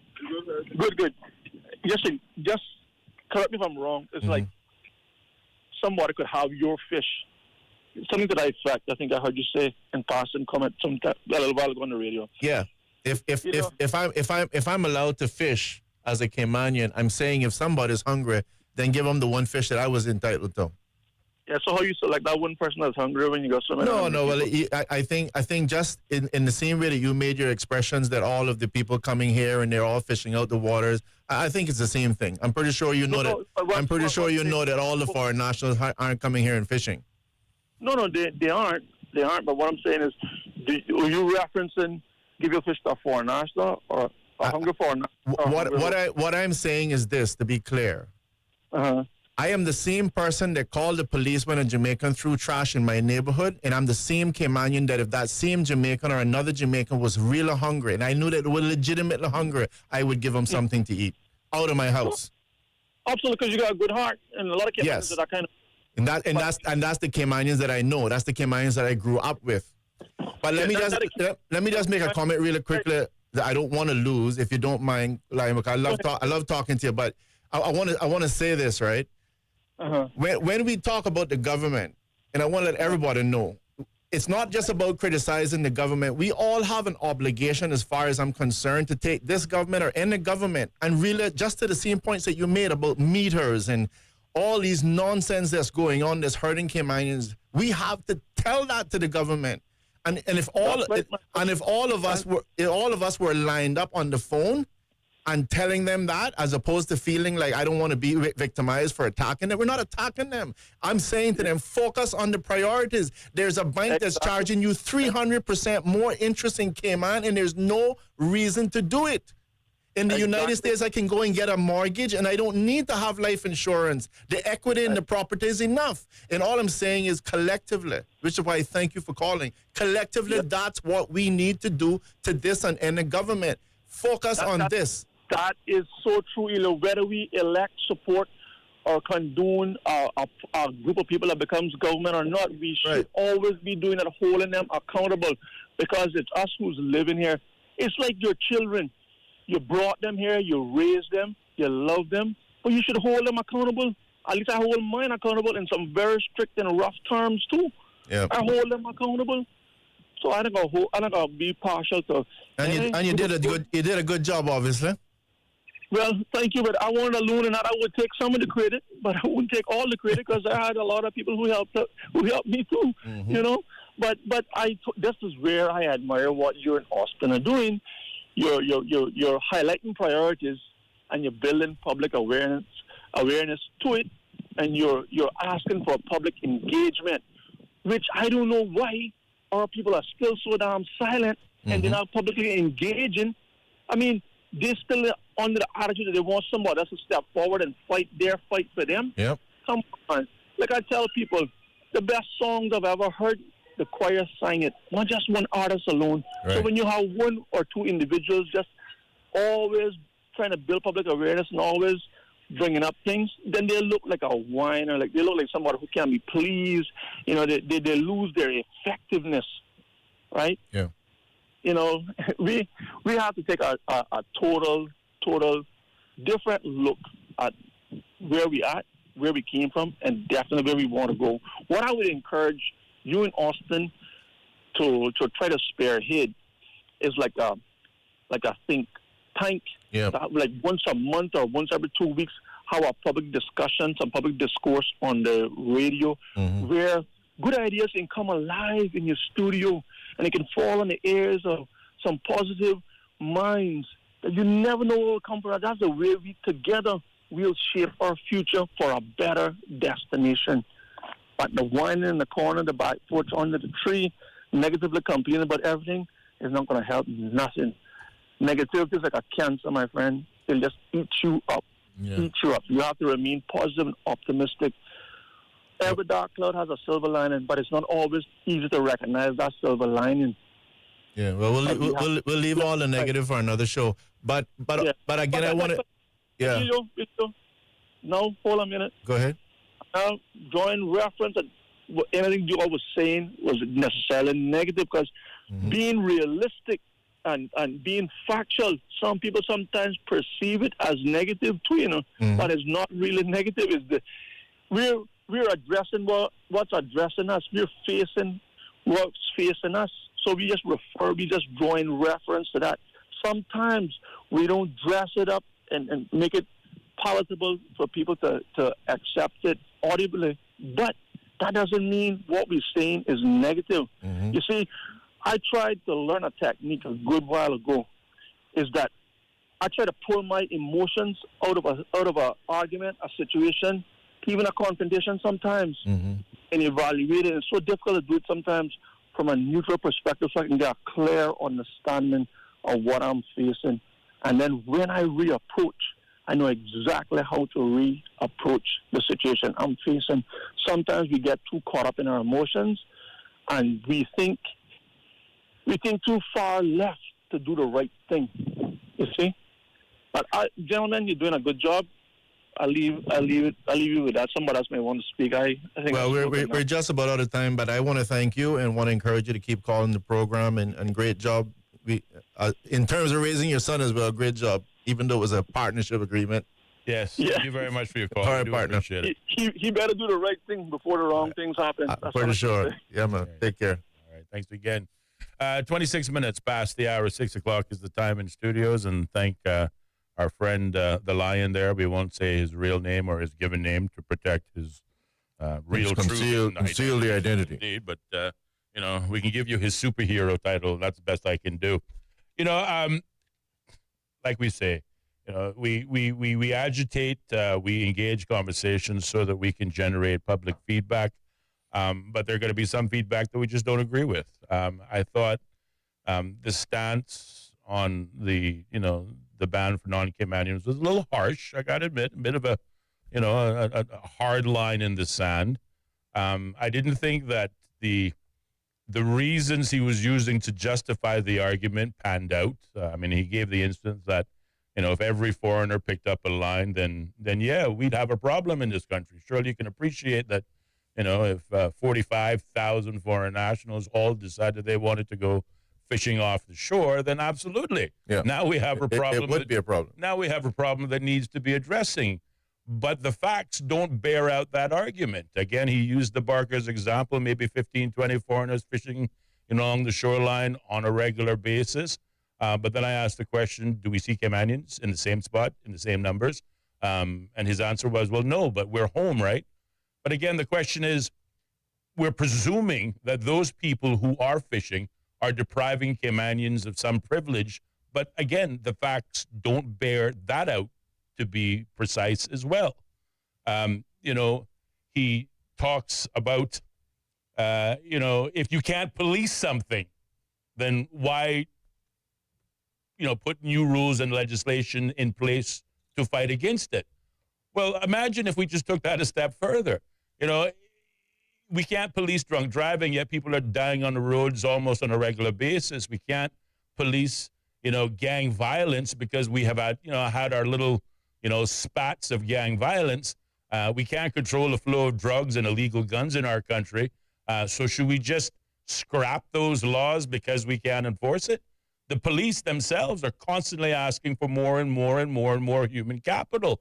So they've also identified what he stated. We have many laws in this country that are intended to protect our people and our residents, our citizens, people who live here, whether you vote, whether you're born from here or not. You live here, you're a citizen or a resident of this country. But because we can't enforce it, we should ditch the law. Well, that doesn't make much sense either. So, I hear what he's saying. I really do. And he's entitled to his opinion on that issue. But I just believe the arguments that he's putting forward to defend his reasoning just don't hold water. Well, for the particular comment about the enforcement, I kind of get the impression... we're out of time. The home of the BBC World Service. The most trusted news source in the world. This is Bobo 103.1. The following commercial messages are brought to you exclusively by Stingray Media. At Priced Right, spending less on everyday products is easy. Spend less on office supplies, tools, and automotive products. Spend less on groceries, fresh produce, and meat. Spend less on electronics, TVs, and speakers. Spend less on home furniture.